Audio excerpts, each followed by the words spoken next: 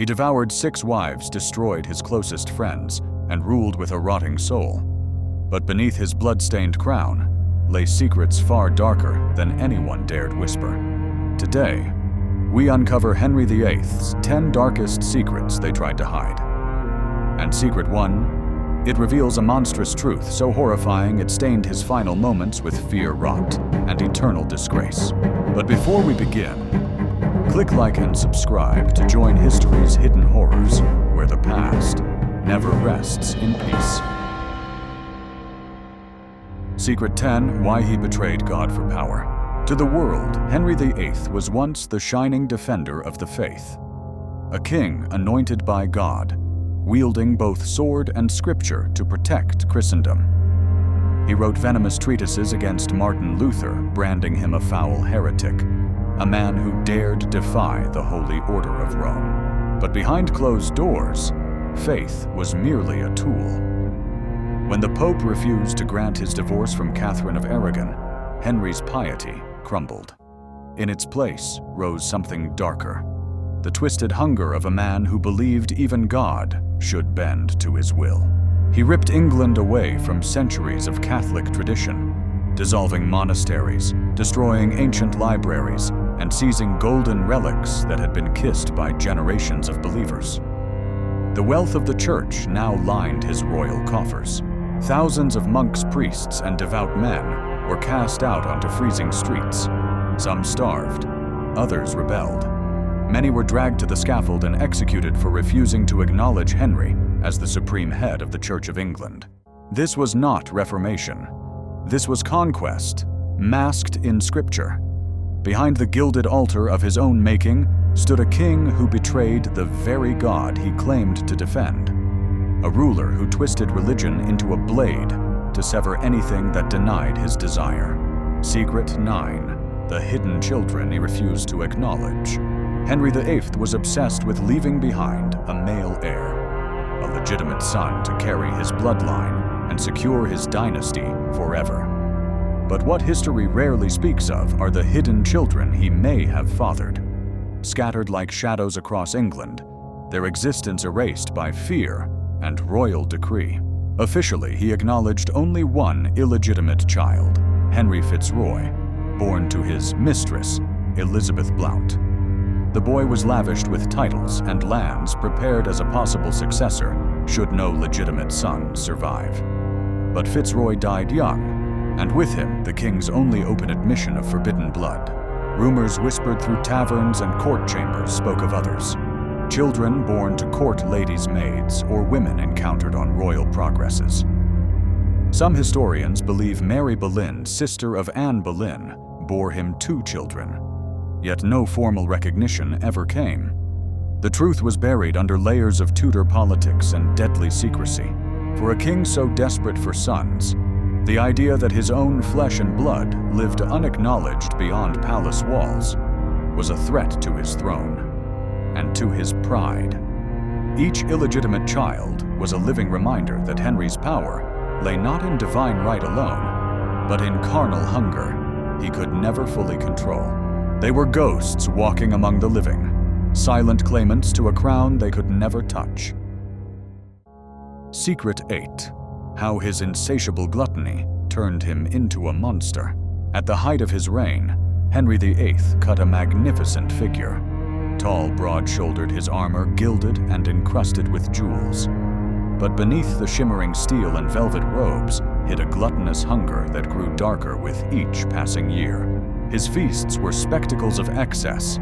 Servants staggered under silver platters piled high with roasted swans, whole boars dripping with grease mountains of pies stuffed with venison and eels, and trenchers soaked in thick spiced gravies. Barrels of wine were drained in a single evening, as Henry devoured plate after plate, his beard stained crimson with dripping meat juices. But this endless consumption came at a horrifying cost. As he aged, his body swelled into monstrous obesity, his belly sagging over his thighs, his legs struggling to carry his immense weight. Doctors recorded that he grew so large, specially reinforced chairs and widened doorways were required to accommodate his bulk. Worse still, his gluttony fed the festering wound on his leg. The ulcer wept pus and blood, but he refused dietary restraint, demanding ever richer dishes to soothe his raging temper and despair. Each bite was a rebellion against weakness, each swallow a futile attempt to fill the emptiness gnawing his soul.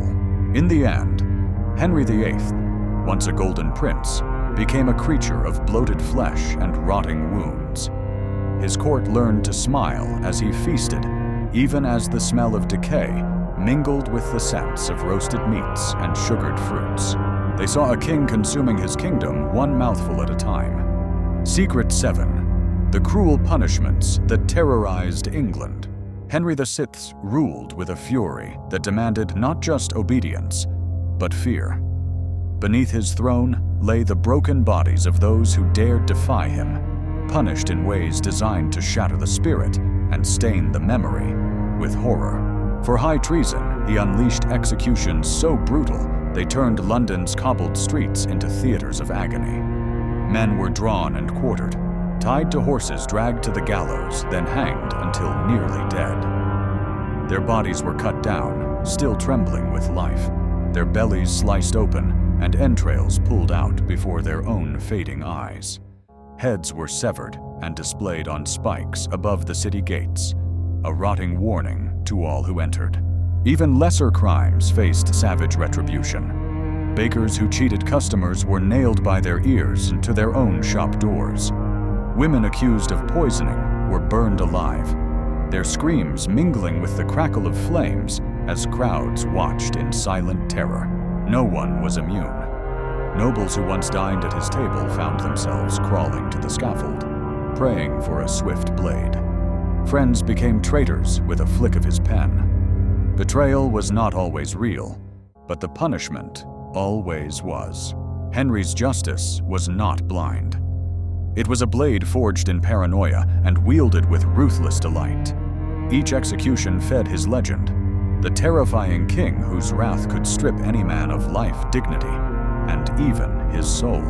To rule through cruelty is to reign in darkness, and Henry ruled in a darkness of his own making. Secret 6. The wives he loved, betrayed, and destroyed. To marry Henry VIII was to step into a gilded cage lined with hidden knives. He wooed with promises of eternal love, crowned his queens with jewels and silks, only to strip them bare when his desire curdled into disgust or political necessity. Catherine of Aragon, his first wife, was cast aside after decades of loyalty, forced to live her final years in cold isolation, forbidden from seeing her own daughter. Anne Boleyn, who once danced like flame in his gaze, was accused of adultery and incest, charges many believe were fabricated to rid him of a queen who could not bear a son. Her execution was swift, but merciless, her head falling to French steel as Henry feasted in celebration. Jane Seymour, his third wife, gave him his longed-for son, but died days later. Henry called her his true queen, perhaps because death spared her his disappointment. Anne of Cleves was mocked for her appearance and discarded like spoilt meat. Catherine Howard, barely more than a child, was beheaded for alleged infidelity, her screams echoing down Tower Green. Catherine Parr outlived him, but only by surviving his dying rot and rage. To Henry, wives were not women with souls, dreams, and fears. They were pawns, to be moved, sacrificed, or crushed for the sake of his throne and his pride. Each of their fates stands as a testament to the cold horror of being loved by a king who believed his desires were divine commands. In his eyes, they were never queens. They were offerings to his endless hunger for power, legacy, and control. Secret 5. The rotting leg that filled his palace with stench. Hidden beneath the velvet hose and jeweled garters lay a secret so foul that even his closest servants recoiled in silent horror. Henry VIII's leg, once strong enough to joust and dance for hours, became a festering wound that never healed. It began with a jousting accident, a deep injury that stubbornly refused to close. As years passed, it rotted from within. Surgeons sliced open his leg to drain pus, and blood packing the wound with linen soaked in wine or vinegar, but nothing could halt the decay. The ulcer grew deeper, gnawing into muscle and bone, oozing a foul stench that filled his chambers with the sickly sweetness of death. His courtiers spoke in whispers of the smell, a smell so strong it announced his presence before he entered, clinging to tapestries and velvet cushions. Servants burned incense and scattered rose petals across his path, but no perfume could mask the reek of rot. The pain was agony beyond imagining. It twisted his temper into savage rages. Every step sent bolts of fire up his swollen leg. Every shift in his monstrous body tore the wound open anew. He could no longer ride, no longer walk without aid, no longer dance, as he once had light-footed and golden-haired.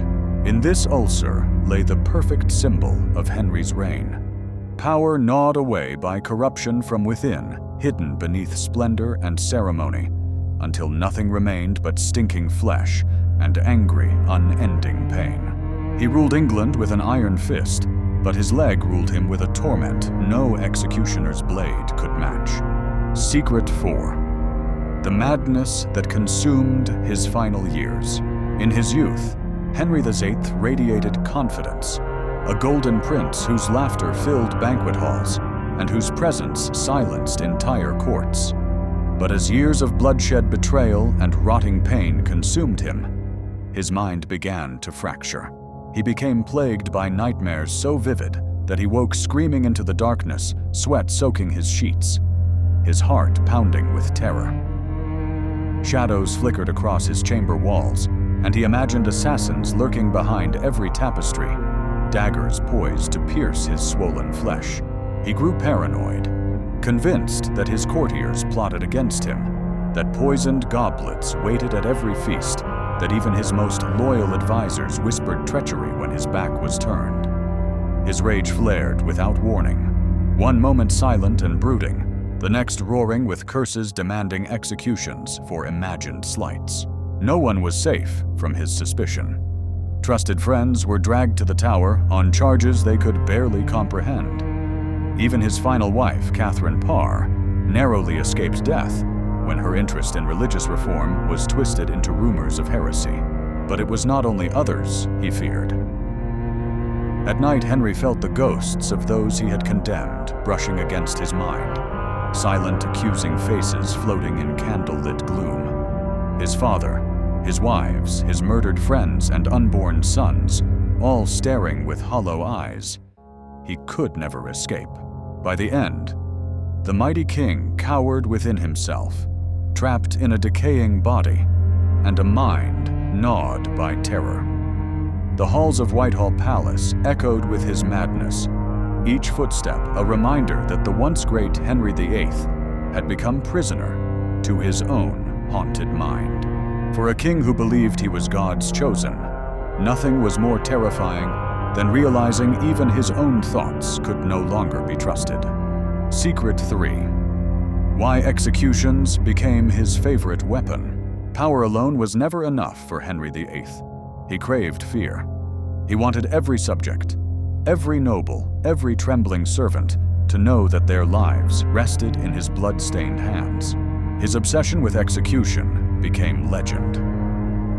The Tower of London turned into a theater of death under his reign, its stones echoing with the final prayers and screams of the condemned. Even those closest to him, friends who had shared his youth, advisors who had guided his crown, found their heads laid upon the cold block, severed with merciless precision. Thomas More, once his trusted chancellor, died for refusing to acknowledge Henry's supremacy over the church.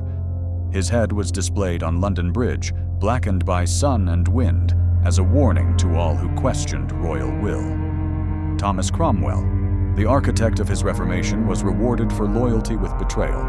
His execution swift and silent, his body thrown into an unmarked grave. But it was not only nobles who fell to his blade. Ordinary men and women, monks who resisted his new church, scholars who questioned his decrees, even poor souls accused of stealing a loaf of bread, faced the scaffold, the rope, or the searing agony of burning. Henry's reign became a rule of terror, His signature on an execution warrant was as common as his signature on new laws. It was said he enjoyed reading the list of those condemned lips, curling in satisfaction as each name was recited. The shadow of the axe loomed over England for nearly 4 decades. To live under Henry VIII was to live under the constant knowledge that one word, one glance, one rumor could lead to a death both public and humiliating. For a king obsessed with divine right, executions were more than punishment. They were proof that he alone decided who deserved to breathe and who deserved to die. Secret 2. The curse that doomed his bloodline forever. For all his terror and power, Henry VIII's deepest fear was simple: that his bloodline would wither and die, leaving his dynasty forgotten in the dust of history. He spent his life chasing a male heir, casting aside wives like rotting fruit when they failed to bear him sons. And when his wish was granted, when Jane Seymour gave birth to Edward VI, it seemed his legacy was secure. But fate was crueler than any executioner's axe. Edward, the son Henry had sacrificed so much to have, was a sickly child, pale and frail, his lungs rattling with each winter chill. By age 15, he was dead, carried to the grave by coughing fits that emptied the Tudor treasury into the hands of physicians who could not save him. After Edward's death came Mary Henry's eldest daughter by Catherine of Aragon. Her reign burned with bloody zeal as she tried to reverse her father's religious destruction, earning her the name Bloody Mary, as Protestant martyrs screamed in flame. But she too died childless, her belly swollen with phantom pregnancies, her womb haunted by the children she could never bear. Then came Elizabeth, the brilliant daughter of Anne Boleyn. Though she ruled long and gloriously, bringing England to its golden age, she died without an heir. The Tudor line ended with her. The dynasty Henry tore the world apart to create, extinguished in a single generation. To many, it was divine punishment. For every betrayal, every head severed, every church desecrated, the gods answered with a curse that his bloodline would rot away, leaving nothing but ghostly portraits and fading names. In his final days, as Henry lay bloated and festering, perhaps he heard that curse whispering through his fevered dreams, a promise that all his power, all his wives, all his killings would end in silence. Secret 1. The horrifying death that stained his legacy. In the end, Henry VIII, the Golden Prince turned monstrous king, faced a death as horrifying as the life he had forged in blood and betrayal. His body, swollen to grotesque proportions, lay trapped in a massive bed built to hold his immense weight. The once mighty legs that had danced and jousted were now little more than rotting stumps. His ulcerated leg, that festering wound that never healed, had turned black with gangrene, the flesh eaten away to reveal diseased bone. The stench was unbearable. Servants wept in silence as they entered his chamber, the air thick with decay and sour sweat. He could no longer move without agony. Each shift sent waves of pus and blood oozing from his ulcer-staining linen sheets that were changed daily, but could never stay clean. The King of England, whose roar once silenced armies, now lay in his own filth, moaning incoherent prayers to a god he had betrayed 1,000 times. His mind fractured by paranoia, and pain flickered in and out of dark dreams. He saw his wives lined before him, Anne Boleyn holding her severed head, Catherine Howard weeping as blood ran down her gown, Jane Seymour pale and cold in her burial shroud. He heard the screams of martyrs burned alive at Smithfield, smelled their seared flesh mingling with the reek of his own decay. When death finally came, it was not swift. As his heart faltered, his bloated corpse expelled foul gas and black blood through his rotting leg, soaking the bed in a stinking pool of corruption. Those who witnessed it whispered that the devil had come to claim his own. And yet even then, his horror was not complete. Legend says that as his coffin was carried through Windsor for burial, it split open under his weight. Black fluid from his decomposing body spilled onto the stone floor, and dogs lapped at the royal remains as priests hurried the procession onwards. Thus ended Henry VIII, the king who devoured his kingdom, consumed by the rot he had sown in life. His final secret was no glorious passing, no solemn farewell. It was the truth of all tyrants that death robs even kings of dignity, leaving nothing but flesh decay and a name spoken only in fear. Which of Henry VIII's darkest secrets horrified you the most? Was it his rotting leg, his cursed bloodline, or the monstrous truth of his final moments? Let me know in the comments below. And if you crave more tales of horror history, click like and subscribe to join history's hidden horrors, where the past never rests in peace.